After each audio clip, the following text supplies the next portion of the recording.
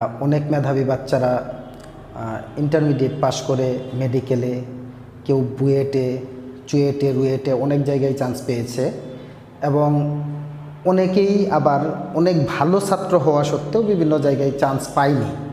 আসলে এটা একদম ধ্রুব একটা সত্য কথা যে সবার তো চান্স হবে না, কারণ বাংলাদেশ জনবহুল একটা দেশ, অনেক মেধাবী স্টুডেন্ট, কিন্তু এদেরকে অ্যাকোমোডেট করার মতন ভালো ইউনিভার্সিটি বাংলাদেশে পর্যাপ্ত পরিমাণ নেই, সিট নেই ওইভাবে।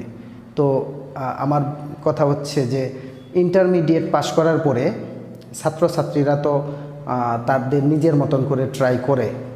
তো অনেকেরই দেখা যাচ্ছে যে পূর্ব অভিজ্ঞতা না থাকার কারণে বা কম্পিটিশন কেমন হবে এইটা বুঝতে না পেরে তাদের যে কনফিডেন্স যে তারা জামালপুরের মতন শহরে ভালো রেজাল্ট করেছে, সবাই খুব নামকরা স্টুডেন্ট, কিন্তু পরবর্তীতে যখন জাতীয় পর্যায়ে বিভিন্ন ইউনিভার্সিটিতে মেডিকেলে, বুয়েটে ভর্তি পরীক্ষা দিতে গিয়ে যখন তারা বুঝতে পারে যে না, আমার তো অনেক ঘাটতি আছে, তখন তো আসলে সময় থাকে না।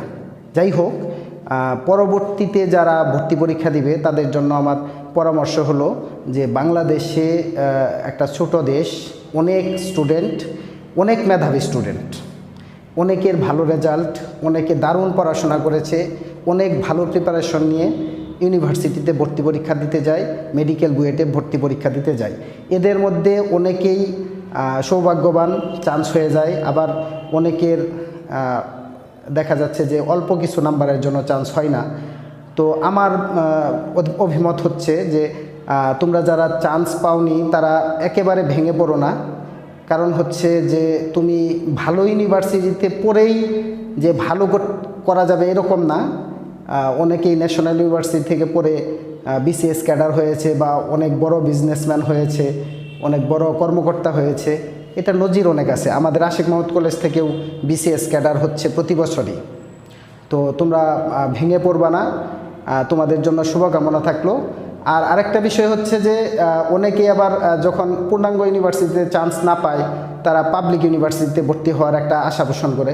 অনেক ভালো ভালো পাবলিক ইউনিভার্সিটি, প্রাইভেট ইউনিভার্সিটি আছে যাদের সিট সংখ্যা অনেক ছাত্র ভর্তি করতে পারে, কিন্তু সবার সাধ্য এরকম নাই।